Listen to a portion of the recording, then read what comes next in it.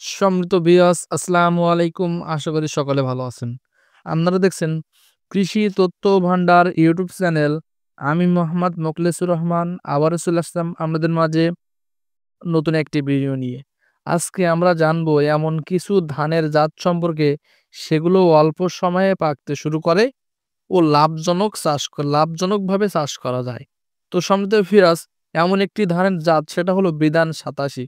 এটি অল্প সময়ে চাষ করা যায় এবং লাভজনক। এই অল্প সময়ে দ্রুত পাকে বলে এ ধানের কিন্তু আমরা যারা রবি শস্য পালন করে শীতকালীন সবজি লাগাই তারা কিন্তু চাষ করতে পারবো। যেমন আলু, আমরা গম, ভুট্টা যারা এগুলো আমরা রোপণ করে থাকি তারা কিন্তু দ্রুত ফসল তুলে আমরা কিন্তু এগুলো চাষাবাদ করে লাভজনক হতে পারবো এবং ৮৭ ধানের কিন্তু ফলনও ব্যাপক, চালও চিকন। সে সম্পর্কে আমরা বিস্তারিত আলোচনা করব।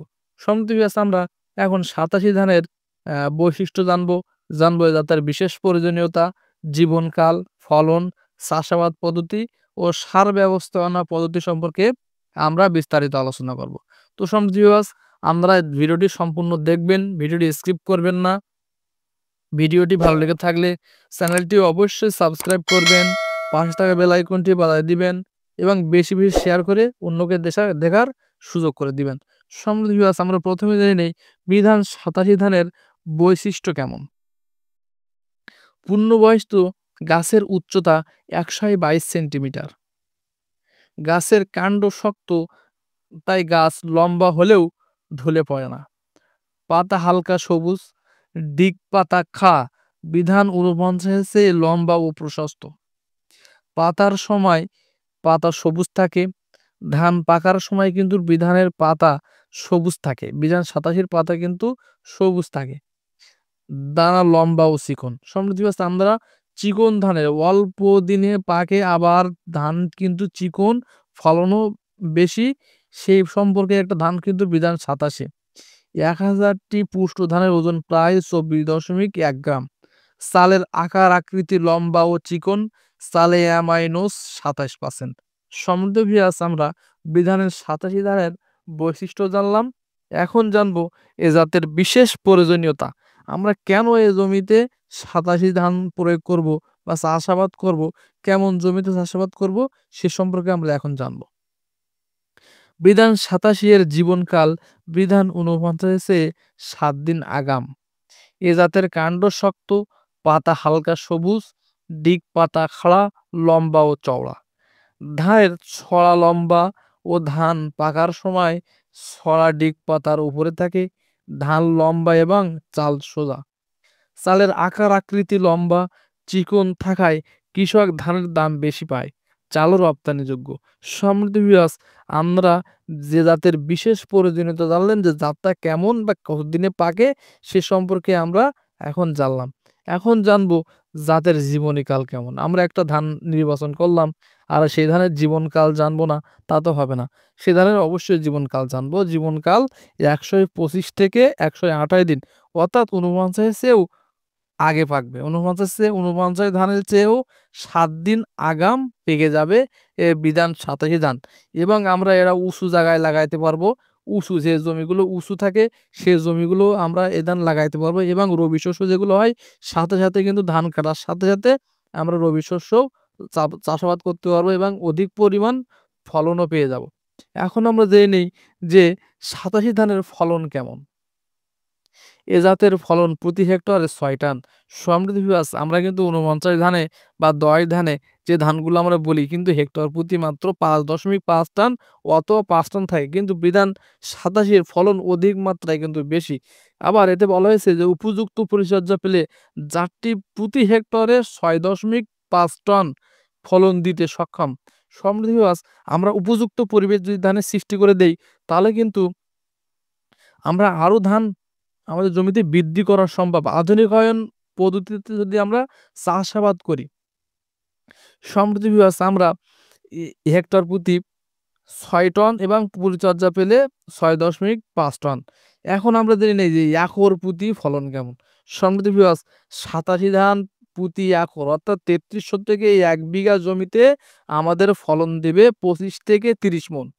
২৫ থেকে ৩০ মণ বিঘা প্রতি আমরা উপযুক্ত পরিচর্যা পেলে আমরা কিন্তু পরিচর্যার মাধ্যমে 25 থেকে 30 মণ ফলন অবশ্যই পেতে পারি। এখন জেনে নেই আমরা চাষাবাদ পদ্ধতি। এই যে আধুনিকায়ন পদ্ধতিতে কেমনভাবে চাষ করতে হবে, বিধান 87 এবং কিভাবে চাষ করলে অধিক পরিমাণ ফলন বৃদ্ধি পাবো, সে সম্পর্কে আমরা এখন বিস্তারিত জানব। বীজতলায় বীজ বপন 1 আষাঢ় থেকে 23 আষাঢ়। চারার বয়স ও চারা রোপণের দূরত্ব। চারার বয়স 25 থেকে 30 দিনের মধ্যে চারা আমাদের বীজতলা থেকে তুলে রোপণ করতে হবে। এবং আমি আবারও বলে দেই, এই চারার বয়স কিন্তু বেশি করা যাবে না। সম্মানিত ভিউয়ার্স, অল্প দিনের চারা রোপণ করলে কিন্তু অধিক পরিমাণ ফলন দিতে সক্ষম। কেন সক্ষম? আমাদের কিন্তু নাইট্রোজেন খাবার কিন্তু ধান খেয়ে থাকে। এই নাইট্রোজেন অধিক পরিমাণ যদি গাছের বয়স হয়ে যায়, কিন্তু ওই গাছটা কিন্তু দ্রুত দৈহিক বৃদ্ধির গঠনের ফলে দ্রুত গাছে কিন্তু ফলন চলে আসে। আর আমরা যে সময় কিন্তু অধিক পরিমাণ বয়সের কারণে কিন্তু ওতে পোনা সৃষ্টি করা সম্ভব হয় না। এইজন্য বারবার করে বলি একটা, আমরা 25 থেকে 30 দিনের মধ্যে অবশ্যই বীজতলা থেকে তুলে আপনার রোপণকৃত জায়গায়, চাষের যোগ্য জায়গায় আপনারা রোপণ করে ফেলবেন। এবং প্রতিটি গোছায় দিয়ে রোবেন, 4 থেকে 5 টি করে গোছা প্রতি দিয়ে আপনারা রোপণ করবেন। সারি থেকে সারির দূরত্ব হবে 25 থেকে 15 সেন্টিমিটার। সম্মানিত ভিউয়ার্স, সার ব্যবস্থাপনা পদ্ধতি সম্পর্কে আমরা এখন জানবো যে কি সার প্রয়োগ করব, কখন প্রয়োগ করব, কি মাত্রায় প্রয়োগ করব, সে সম্পর্কে আমরা এখন বিস্তারিত জানবো। সম্মানিত ভিউয়ার্স, আমরা ইউরিয়া সার প্রয়োগ করব, ডিএপি সার প্রয়োগ করব, এমওপি সার প্রয়োগ করব, জিপ সার প্রয়োগ করব এবং টিএসপি প্রয়োগ করব। তবে কখন প্রয়োগ করব? আমরা টিএসপি, টিএসপি, এমওপি ও জিপসাম একসাথে প্রয়োগ করব। আমার প্রায় ভিডিওই বলি আমি টিএসপি, এমওপি, জিপসাম একসাথে মিশ্রণ করে প্রয়োগ করব। আমরা এই ক্ষেত্রে জিঙ্ক কিন্তু দেব, কিন্তু এখন না। জিঙ্ক দেব আমরা চাপান সারের সাথে। সেটা কখন দেব? আমরা নিচেই আস্তে, আস্তে বলে দিব। সম্মানিত ভিউয়ার্স, আমরা যে সময় জমি প্রস্তুত করব, এর সেচ চাষ।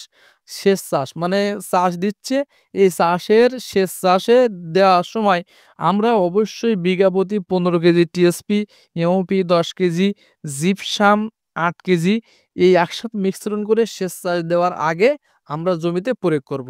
আর যদি সেটা না হয়, তাহলে রোপণের আগে আমরা জমিতে যে সময় রোপণ করব, বাসি দেওয়ার আগে আমরা অবশ্যই এই TSP 15 KG, MOP 10 KG, gypsum 8 KG এই ৩ টে সার একসাথে করে মিক্সার করে আমরা অবশ্যই রোপণের আগে দিয়ে জমি প্রস্তুত করে রাখবো। এখন আমরা জমি রোপণ করলাম। ৭ দিনের মাথায় কিন্তু আমরা হালকা করে ইউরিয়া ছিটিয়ে দেব। অর্থাৎ ৩৩ শতকে ১ বিঘা জমিতে আমরা ৭ থেকে ৮ কেজি সার জমিতে কিন্তু ইউরিয়া শুধুমাত্র ছিটিয়ে মারবো। এই কারণে জমিতে কিন্তু আস্তে করে এই নাইট্রোজেন খাদ্য সরবরাহ করে জমিতে খাদ্যটা খেতে থাকুক। এবং আমরা যে সময় চাপান সার দেবো, এই চাপানে কিন্তু অধিক পরিমাণ ইউরিয়া ব্যবহার করতে হবে। এই মেন চাপান। এই চাপানে অধিক পরিমাণ ইউরিয়া ব্যবহার করতে হবে, এইজন্য জমির দৈহিক বৃদ্ধির সাথে, সাথে কিন্তু আমাদের অধিক কুশি দরকার।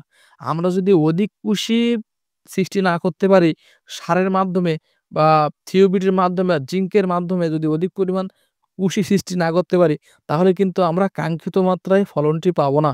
সম্মানিত ভিউয়ার্স, আমরা অবশ্যই এই সময় চাপান সারের সময় অবশ্যই আমরা থিওবিট বা জিঙ্ক ব্যবহার করবেন। এবং কতটা করবেন, কি পরিমাণ করবেন, সে পরিমাণটা আমি এখন বলে দিচ্ছি। আমরা দ্বিতীয় চাপানে রোপণের ১৫ থেকে ২০ দিনের মাথায় আমরা চাপান সারের সাথে দেব ইউরিয়া দেব ১৫ কেজি, ডিএপি দেব ১০ কেজি এবং জিঙ্ক দেব ১.৫ কেজি আর থিওবিট দেব ১ কেজি। আমরা এইগুলো দিয়ে দ্বিতীয় চাপান প্রয়োগ করব। আমরা ইউরিয়া দেব নাইট্রোজেন, ড্যাপ দেব জৈব সার, এতে নাইট্রোজেন আছে। আর আমরা থিওবিট দেব এই কারণে জমির কুশির সংখ্যা বৃদ্ধি করার জন্য। আমরা ধরেন ৫ টা কুশি রুয়ে আসলাম, ৫ টা পোনা দিয়ে জমিতে রোপণ করে আসলাম। এই ৫ টা কুশির থেকে আমাদের ৩০ টা অথবা ২৫ টা কুশির সংখ্যা বাড়াইতে হবে। অর্থাৎ পাশকাঠি বাড়াইতে হবে। যদি আমরা এই পাশকাঠি বা কুশির সংখ্যা বৃদ্ধি না করাইতে পারি, তাহলে কিন্তু আমাদের ওই কাঙ্ক্ষিত মাত্রায় ফলন আমরা পাবো না। বা আমার কথা মতো যদি আপনারা চাষ করেন, তাহলে কিন্তু অধিক পরিমাণ ফলন পাবেন। সম্মানিত ভিউয়ার্স, আমরা স কায়স্থল আসার আগে কায়স্থল আসার আগে ৭ দিন অথবা ৪ দিনের মাথায় আমরা বিঘা প্রতি ইউরিয়া দেব। ৩৩ শতকে ১ বিঘা ইউরিয়া দেব ১০ কেজি এবং এমওপি দেব ওই সাথে, সাথে দেব ১০ কেজি। দিয়ে আমরা জমি সার দেওয়ার পরিমাণটা শেষ করে দেব। সম্মানিত ভিউয়ার্স, আপনারা সার ব্যবস্থাপনাও জানলেন। এখন বলি ৮৭ ধান কেন চাষ করবেন? ৮৭ ধান কিন্তু এটা অধিক পরিমাণ ফলন দিতে সক্ষম। অল্প দিনে অধিক পরিমাণ ফলন দেবে। আপনার ধানের যদি আধুনিকায়নভাবে যদি আপনারা চাষাবাদ করতে পারেন, তাহলে কিন্তু সঠিক মাত্রায় ফলন পাবেন। সম্মানিত ভিউয়ার্স, ভিডিওটি ভালো লেগে থাকলে চ্যানেলটি অবশ্যই সাবস্ক্রাইব করবেন। পাশে থাকা বেল আইকনটি বাজায় দিবেন, যাতে পরবর্তী ভিডিওটা আপনি পেয়ে যান এবং যদি ভালো লেগে থাকে তাহলে শেয়ারও করতে পারেন। নিত্য নতুন কৃষি ভিডিও পেতে কমেন্টের মাধ্যমে জানাইতে পারেন। সবাই ভালো থাকবেন, সুস্থ থাকবেন। আল্লাহ হাফেজ। আসসালামু আলাইকুম।